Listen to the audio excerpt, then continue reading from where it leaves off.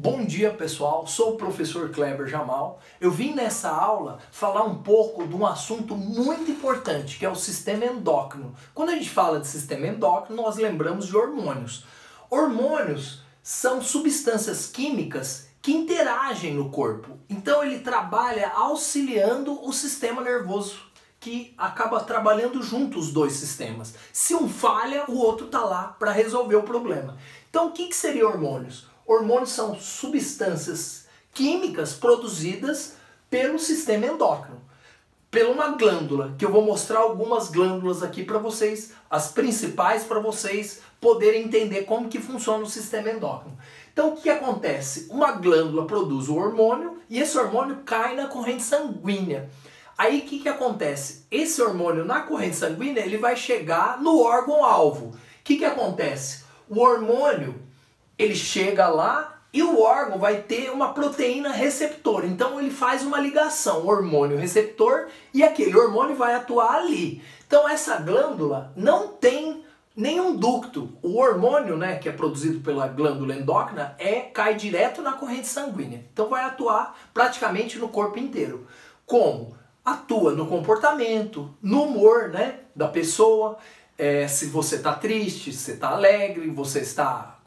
Qualquer humor vai ser com sono. O sono é interessante, que é produzido pela glândula pineal. Ele é importantíssimo no ciclo do sono. Produz a serotonina, que é um hormônio também relacionado com prazer. Mas a melatonina é direta com o sono, em parceria com a serotonina. Então o que acontece? Como os hormônios então atuam no corpo humano?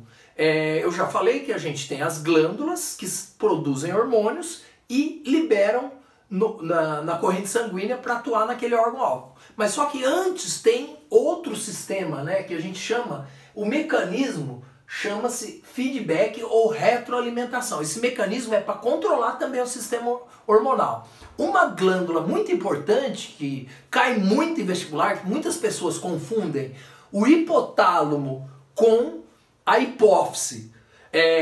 Pelo amor de Charles Darwin, por favor, não errem. Quem produz o hormônio, um dos órgãos, né, mais importantes, uma glândula mais importante, é o hipotálamo. Ele produz os hormônios. A hipófise, que nós temos a divisão lá, que tem a adenohipófise e a neurohipófise, que eu vou falar mais pra frente, ela praticamente armazena e depois secreta o hormônio no sangue. Então, uma dica aí pro Enem, pro vestibular, que vai chegar no final do ano. Então, o que acontece? Então, eu vou explicar primeiro o mecanismo de feedback, que é de retroalimentação, que nós falamos. Então, aqui, quando tem essa bolinha com o maisinho, é que está sendo estimulado. E quando tem essa bolinha e um corte transversal, inibe, só para entender. Então, ó, eu tenho aqui as condições externas. O que acontece? O hipotálamo, ele responde pela condição externa. Então o que acontece? O hipotálamo ele vai produzir um hormônio, vai ser armazenado lá na hipófise, aí esse hormônio ele vai para a corrente sanguínea, vai atuar numa glândula. E essa glândula vai produzir outro hormônio que vai atuar no órgão ou na célula-alvo. Então o que acontece? Quando eu tenho muito hormônio na corrente sanguínea, ocorre um processo que chama feedback negativo. O hipotálamo ele vai parar de produzir o hormônio para não estimular essa glândula. Então, e ao contrário, quando tem pouco hormônio na corrente sanguínea, vai ter um estímulo ao contrário. Vai acontecer o quê? O hipotálamo vai liberar mais hormônios. Então, por isso nós chamamos de feedback negativo. O que acontece? Então, quando tem pouco hormônio, estimula a produção de hormônio lá no cérebro, no hipotálamo. Quando tem muito hormônio, inibe a produção. Então, esse mecanismo nós chamamos de feedback. Aqui eu coloquei as principais glândulas, né? Nós temos várias glândulas, vários hormônios, que não vai dar para comentar todos, porque o vídeo ia ficar muito grande. Então, o que acontece? Então, as principais glândulas endócrinas do corpo. O hipotálamo é a glândula que eu falei que produz vários hormônios, por exemplo, o hormônio o FSH, que é o folículo estimulante, que é um hormônio que atua tanto no ovário como no testículo. No ovário estimula a produção de óvulos. no testículo, mais na produção de espermatozoide. Então aqui eu tenho a hipófise, que ela é dividida em duas, né? Que eu falei que é aquela, como se fosse uma bolsinha que armazena os hormônios produzidos no hipotálamo. Então eu tenho a neurohipófise, que é a parte anterior, a parte de trás da hipófise. O que acontece? Ele produz dois hormônios importantíssimos, que é o hormônio antidiurético, ou chamado também de vasopressina, que é o hormônio que atua lá no rim, na produção de urina. Então o que acontece? Quando tem muito hormônio, o corpo, como chama antidiurético, ele não produz urina. Quando o hormônio cai, o que acontece? Vai produzir urina, vai dar aquela vontade, muita vontade de ir ao banheiro, né? Aquela vontade que você não consegue segurar. Então o que acontece? Tem outro hormônio, a ocitocina. A ocitocina, esse hormônio é mais estudado principalmente em mulheres, porque ele atua muito mais lá no útero, na contração do útero, na hora do parto. É usado muito na veterinária para fazer parto de vaca, né? Então a ocitocina é esse hormônio, é o principal. Então na neurohipófise fica fácil de decorar. Tem dois hormônios, o ADH, que é o antidiurético, e a ocitocina, só. Os outros todos vão estar armazenados aonde? Na adenohipófise. Então o que acontece? Na adenohipófise eu vou ter o hormônio, por exemplo, a prolactina, que é um hormônio para produção de leite na mulher. Nós temos o outro tipo de hormônio que eu falei, o FSH, que é o hormônio folículo estimulante. Então eu tenho vários, o LH, que é o hormônio luteizante, que ele atua principalmente depois que a mulher engravidou. Esse hormônio é muito importante para manter o bebê ali no útero, então ele é bem usado aí na hora quando está na gestação. Então, outro hormônio que eu vou começar pelas glândulas agora, então eu saí da adenohipófise e da neurohipófise, né, que é a hipófise. Eu vou falar da tireoide e da paratireoide. A tireoide é aquele hormônio, todo mundo fala, nossa, tireoide, você tá com problema? Então você engordou porque você tem problema na tireoide, ou emagreceu muito, então sempre fala da tireoide. Nossa, seu metabolismo é muito acelerado, é por causa da tireoide. Então o que acontece? Muitas pessoas não pensam na tireoide. A tireoide, por que ela é importante? Esse TSH da adenohipófise vai controlar a produção de tiroxina, que é o hormônio que atua no metabolismo de todas as células. Então por isso que a tireoide é tão importante. E nós temos a paratireoide, que ela produz um hormônio que chama paratormônio, que controla a quantidade de sais no corpo humano. Então é muito importante também.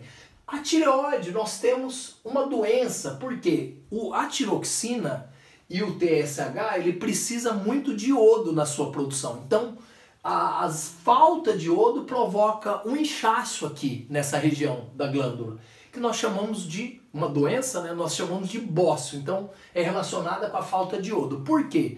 Por exemplo, as pessoas que vivem no litoral não têm muito problema, porque a maioria, a alimentação, eles têm bastante iodo, principalmente frutos do mar têm bastante iodo. Quando no interior nós temos uma carência, né, no iodo. Então o que aconteceu? O iodo foi adicionado, tem uma lei no Brasil, foi adicionado no sal de cozinha, o iodeto de potássio, para suprir essa carência de iodo e praticamente extinguiu o bócio no interior do Brasil. Mais ou menos na década de 70 foi essa lei. Então é muito interessante a lei, né, e acabou com esse problema do bócio. Outra glândula que é bem conhecida é o pâncreas. O pâncreas, além de produzir suco pancreático com várias enzimas na digestão, ele produz um hormônio muito importante, que é a insulina. O que a insulina faz no corpo? Aqui eu tenho um esquema mais ou menos do pâncreas. A insulina ela é importante porque ela pega toda a glicose no sangue e manda para o tecido. Então ela tira a glicose do sangue, então ela controla a quantidade, que é a glicemia, controla a quantidade de açúcar no sangue.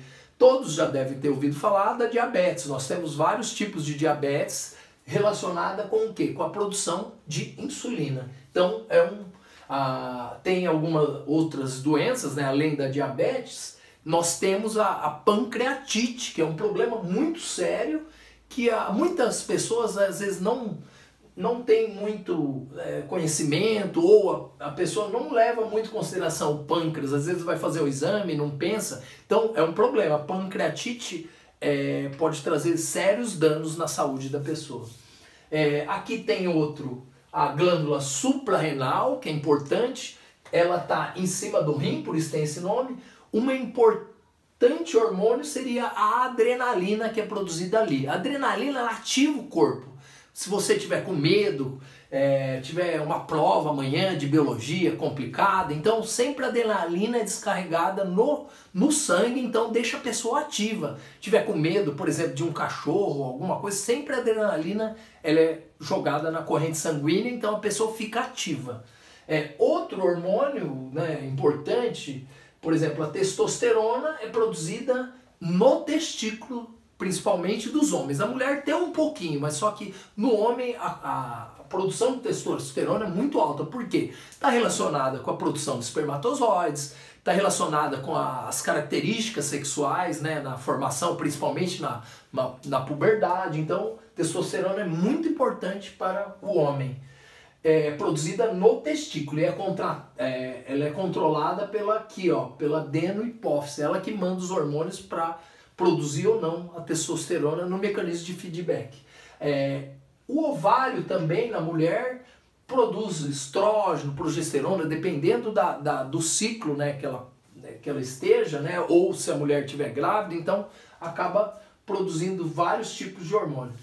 Outras não são glândulas, mas gostaria de destacar, existe um hormônio produzido no estômago, na parede do estômago principal, que é a secretina, que é o hormônio da fome.